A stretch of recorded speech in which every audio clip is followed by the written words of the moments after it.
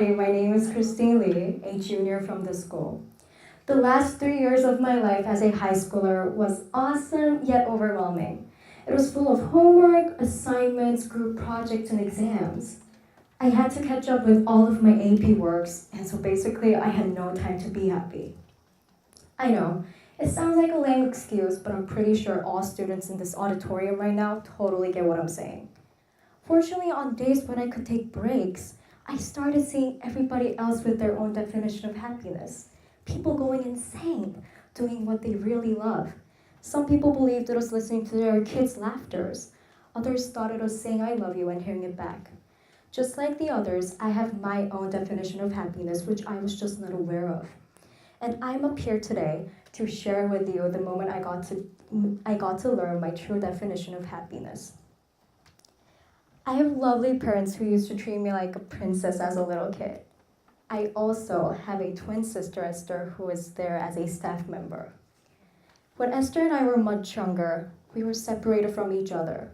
While I was raised by my mom's side of the family, Esther was with my dad's. My temporary life as the only child was heaven. My mom, my aunts, and my uncles would spoil me on any occasion. So birthdays, Christmas, New Year's, and Thanksgiving were my favorite. Big packs of Sour Patches, the year's new Barbie series, Justin Bieber photo albums. Geez, you name it, I had it all. And then into my perfect life came Esther. When she and I turned 7, we reunited and went to live in Australia for a while. For the first time in my life, I felt this emotion called jealousy.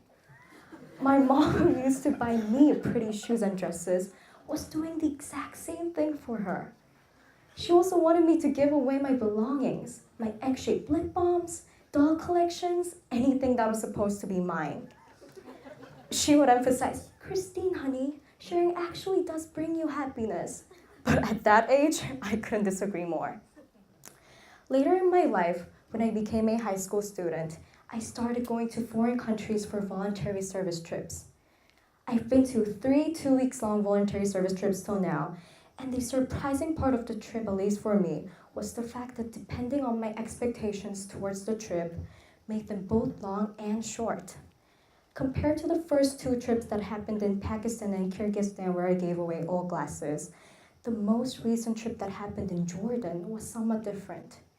I wanted to do something more invaluable for them, something that other people can't easily try to do.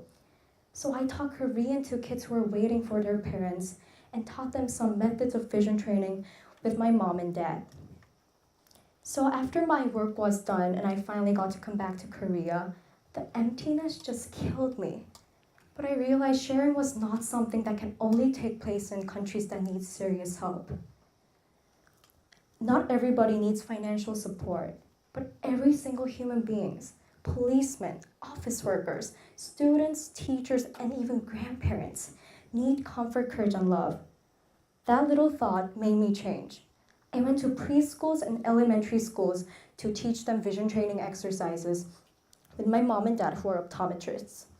I also did meet up with North Korean refugees who were in their teenage years and help them orient themselves into their school and social life. Another unforgettable memory is when I got to play flute in front of the elders who were living alone. I was proud to see myself grow as a person, but I was even happier at the fact the little changes I made brought them comfort, courage, and love. Sharing little things I had was nothing really special, but it clearly changed my life and will continue to do so. I learned the emotional value, the reciprocation of good, and ultimately the reward that comes with such feeling. As a human being, I learned this duty and desire to share my privileges that others perhaps do not possess.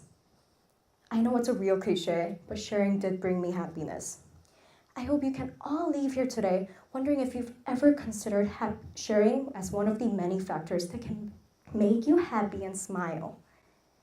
I cannot guarantee it's going to change your life drastically, but I do guarantee it's going to change at least a little bit of your life philosophy. The heart is what makes you happy. Please keep this in mind. Thank you.